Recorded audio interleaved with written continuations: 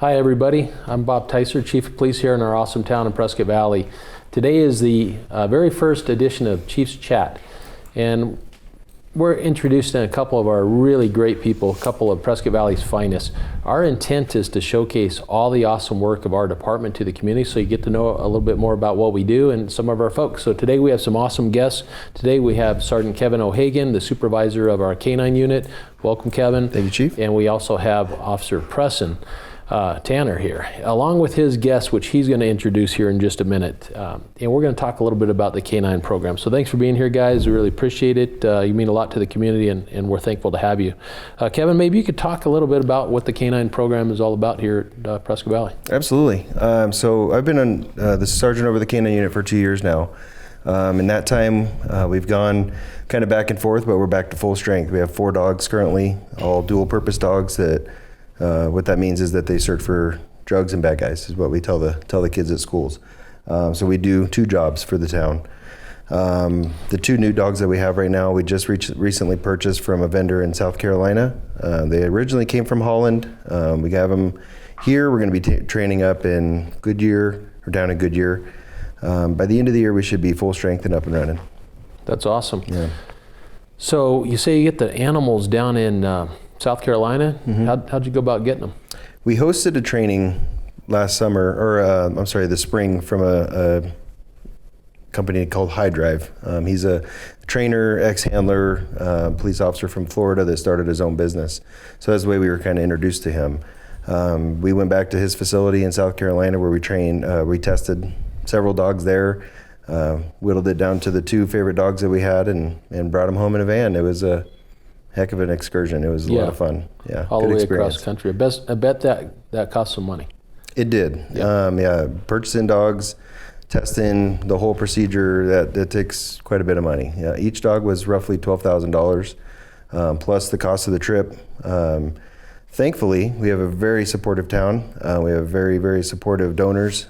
These dogs are purchased because of the money that people donate.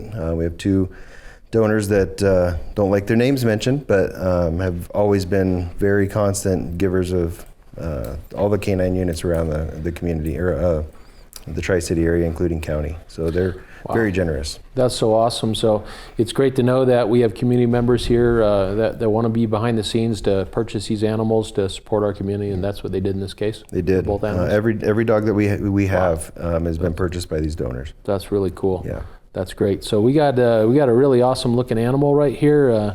Tanner, again, welcome. Well, maybe you can introduce your partner here. Yes, sir. So this is one of our brand new dogs, K9 Justice here. He's a half German Shepherd, half Malinois. He's just about 1.5 years, so he's still kind of a puppy. And let's not do that for the camera. And yeah, right now we're just really going over a lot of obedience right now, and really getting the bonding stage. But he's doing really good so far.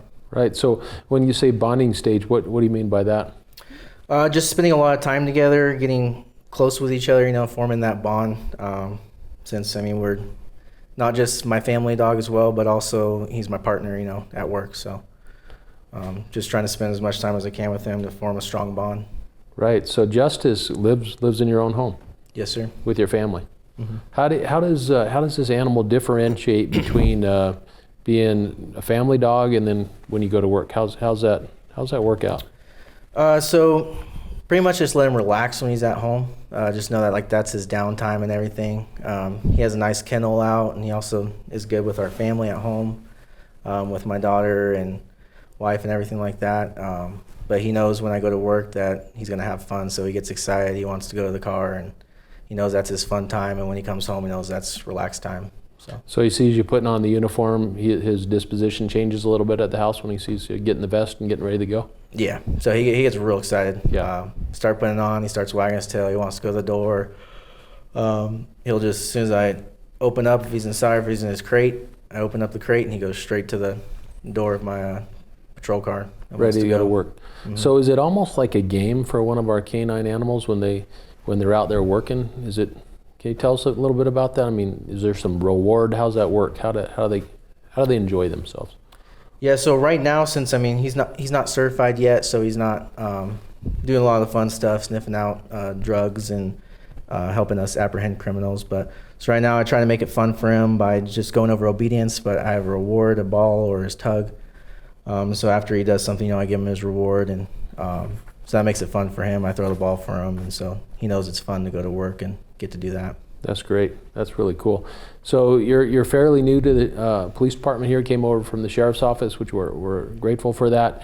How'd you find interest in being a canine officer? I mean, that's definitely it's a lot of extra work other than just going out and patrolling by yourself, right? I mean, this takes a lot of. I mean, you got to be really into this, right? Yes, sir. It is definitely time consuming. I mean, it's a 24/7, 7 days a week. You have to take care of the dogs. It's not just when I'm at work. So, but I got into it because I've just always loved dogs. I've had dogs growing up. And then when I started becoming a cop, I was a military police officer first, and I worked with K9s there. And then as well as at the sheriff's office. And it just always amazed me what they can do. They help me out on a drug sniff or apprehending a criminal. Just amazed me what they can do with their nose for sniffing out stuff, and just how obedient and great they are at helping us at our job. Well, that's really cool. We're super happy to have Justice, and Kevin, I'm not sure if you mentioned our other animal that we just got. Our other canine is Cowboy. So obviously introducing Justice to the community, and Cowboy you'll see out there as well. Tanner and our other handler and dog will be going to the training here in October. And how long is that training, Kevin? They'll start in September. It's roughly 10 to 12 weeks. It just depends on how quickly they respond to the training and how fast they can get through all the different steps they need to go through. So they're going to be learning how to sniff for narcotics. Mm-hmm. And tell us a little bit about that. What kind of drugs and by the end of it, they'll be again what we call dual certified. They'll be certified in narcotic detection, which includes meth, cocaine, heroin, and fentanyl. We started training on fentanyl just over a year ago. That's a problem that this community is facing, and we found a way to make sure that we can assist and help with that problem. So they'll be trained up on all of that by the end of the year, and then it also includes the patrol side of it, the apprehension side. So what about marijuana? Are they smelling for marijuana nowadays with all the changing laws in the country? Our new dogs will not be up on marijuana at all. And that's pretty standard across the nation now? Yeah, that's kind of a sweeping trend with the canines now that once a new dog starts in, they don't train them on marijuana typically. Okay. And so the dual purpose, so the other part is tracking, right? Mm-hmm. Or I guess tracking and also apprehension. Mm-hmm. Can you talk a little bit about that? How that's a very interesting and fun process. I mean, just them finding the drugs with their nose is impressive as well. Yeah. But to them, everything's a game. They get a toy for every job that we ask them to do, and there's no aggression to them at all. When we're telling them to go out and find bad guys, to them it's a game, it's a toy. So they're doing their job just because we tell them to. That's part of that bonding, is that they trust that Daddy tells me to go out and find this guy, and I go out and do it. So there's a series of steps that they go through to introduce them to the game, basically, and how that works, and start taking advanced steps into pushing it farther and bigger scenarios and bigger searches, things like that. That includes building searches, area searches. Tracking is a big one that we use quite frequently here.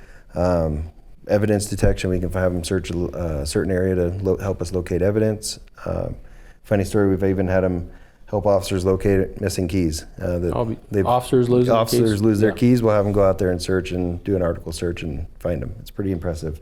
What they can do is super impressive. Wow. It's very, very fun to be a part of. Wow, I could use that animal around my house for some of those things. Yeah, if they could find the remote at home, that'd be great. Yeah. That'd be awesome. Yeah. Right. So I'm assuming that our canines, we all know man's best friend, they can go into dangerous situations where to not have a police officer go in. The dog can go in first to search a building, search a car to make sure there's nobody in there. We do that, right? And that's additional safety for the officers. It is. It's a huge safety. Our team slogan right now is us before them. We send our dog in to make sure that everything's safe before officers go in there. So that's their job. That's what they're trained to do. It would be an extremely sad day if something were to happen to them, but that is their job. They're going to check that building to make sure it's safe before we go into it. Right. Well, that's awesome. And Tanner, you're talking about the bonding period. I imagine that just really builds that loyalty between you and your partner here, right? So they're Yes, sir. they're going to lay down their life. They're going to go because of you, right? Because Yes, sir. That's awesome. And can you all just talk a little bit about how they support patrol? Because typically our people in the community will see police officers out patrolling. That's your typical police officer handling calls for service. How do the K9s support those officers in the field?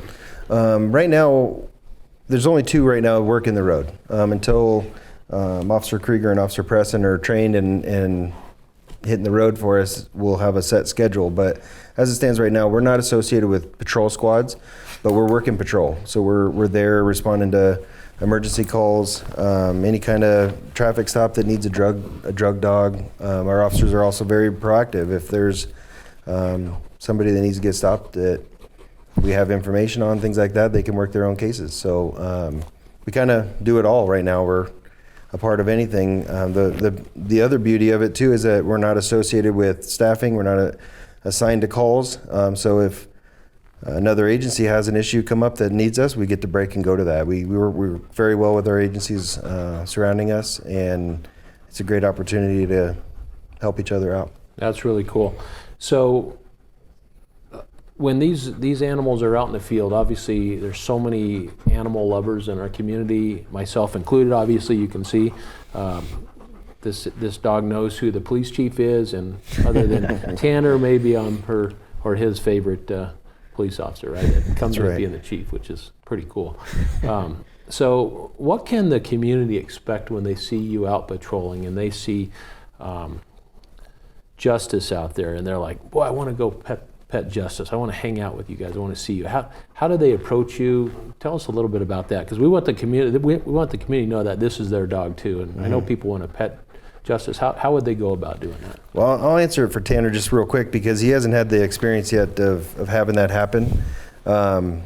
If you were to see Justice, we need to remember he's not trained yet. Okay. So we want to make sure that he's safe, that the community's safe, and that we get a chance to pet Justice after he's trained. Chewy and Kato are trained. If you see them running around, ask their handler if it's okay if they pet him. If we're in the middle of doing something and working, they will tell them that we're not able to do that at this time, but if they're available for that, absolutely stop them and pet them and let them know that, they like them and that they like seeing the dogs out. So anytime. So there is opportunities in the community that occasionally a community member may be able to, say hi to one of our K9s. Absolutely. And give them a pat, right? Absolutely. Well, you'll get plenty of that, Justice, I guarantee it. Yeah. Well, that's great. We're super excited. Me as a police chief, I'm so excited about having K9s and men and women that are dedicated to doing this additional duty in a police department. It's really awesome. Being a police officer is a very dedicated work. It's just a lot that goes into it, and obviously you both and the other K9 officers have stepped up to take on another level for our community. I just want to say thank you for that. We got about a minute and a half. Is there anything else you would like to talk about with the community? Reference the program. Well, again, I can't tell you that the amount of support that we get from our community is unbelievable. So if they're listening, thank you for that. Thank you very much for the support we get, right down to people bringing in treats for the dogs and and getting an opportunity to say thank you when we're out and about. We just can't say thank you enough for that. Without them, we wouldn't have these dogs for sure. They're very expensive. It's a very expensive process, and the community really steps up to help take care of us. So and that's why we're here to serve the community. That's so it. It's awesome. Tanner, you want to close it out? What do you think? Pretty excited? Yeah, I'm just excited for the new challenge. Yep. I'm excited to get him all certified and be able to help out our community. That's great. So, well, community, thank you for having us today. We're going to wrap up the First Chief's Chat. You're going to see many more elements of the department coming in. You're going to get a chance to meet many of our professional staff, many of our detectives and police officers. And you're going to see a little bit more about the inside of the Prescott Valley Police Department, because it's an awesome organization. You've met two of our finest right here, and one of our great K9 partners. So I just want to say thank you. We look forward to visiting with you a little bit more. And for you two gentlemen, thank you for what you do. It's honorable work that you do, and we're grateful. Thank you guys. Thanks Thank for you, having Chief. us.